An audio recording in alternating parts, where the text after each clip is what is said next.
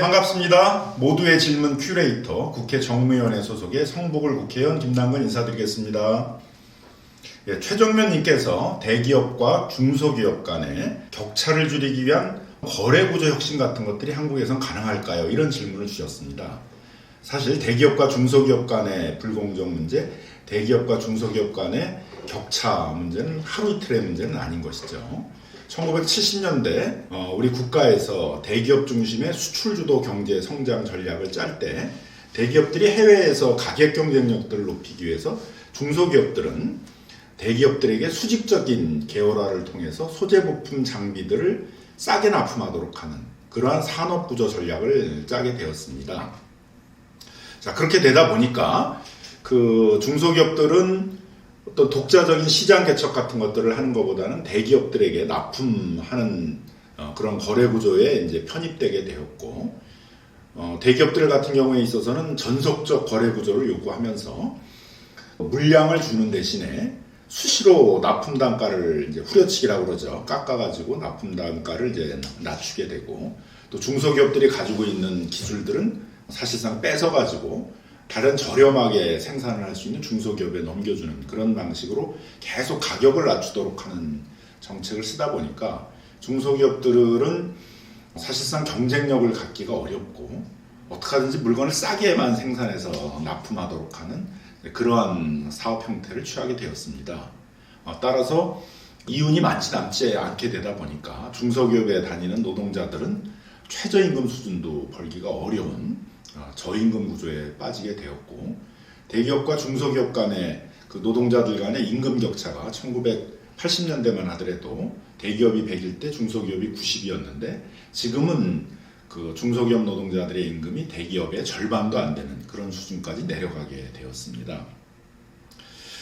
이렇게 되다 보니까 대기업들은 중소기업들에 대해서 납품 단가 후려치기, 기술 탈취 이런 이제 불공정 행위도 많이 하게 되었고, 경제가 어려워지면 예를 들어서 이렇게 환율 같은 게 오르고 원자재 가격이 크게 올라서 어려워지면 같이 상생을 할 생각보다는 중소기업들이 그 원자재 가격 같은 것들을 납품 대금에 반영해 달라고 요구하게 되면 그것을 이제 반영해 주지 않는다든가 이렇게 하다 보니까 시간이 가면 갈수록 이제 대기업과 중소기업 사이의 격차가 점점 벌어지는 그런 형태가 되었습니다.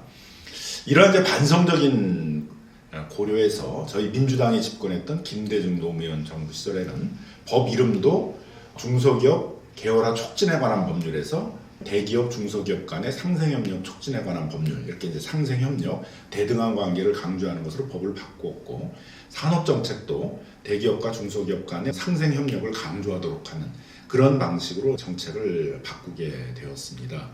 하지만 이제 여전히 대기업들은 중소기업들에 대해서 낮은 가격에 납품을 하도록 그런 납품 단가 후려치기 같은 관행들을 버리지를 못했고, 대기업과 중소기업 간의 상생 협력은 아직도 좀 요원한 수준입니다. 하지만 좀 다양스럽게 생각하는 것은 21세기에 들어오면서 점점 생산해야 되는 제품들이 대기업과 중소기업들이 기술 네트워킹을 통해서 다양한 협력을 하지 않으면 생산하기 어려운 시대가 오게 되었습니다. 예를 들면 스마트폰이라든가 AI 기술이라든가 반도체 제품 같은 경우에는 어느 한 대기업이 갖고 있는 기술만으로는 완성품을 만들 수가 없기 때문에 다른 중소기업들이 갖고 있는 그런 여러 가지 기술이라든가 여러 가지 생산 방식 같은 것들을 같이 결합해야만 완제품을 만들 수 있는 시대가 된 것이죠. 가장 대표적인 게 SK 하이닉스가 한미반도체라는 회사가 갖고 있었던 그 패키징 기술이라는 것들을 결합해가지고 HBM이라는 첨단 반도체를 생산해서 삼성전자를 추월을 하게 되었던 것들은 아주 전형적인 사례라고 생각이 듭니다.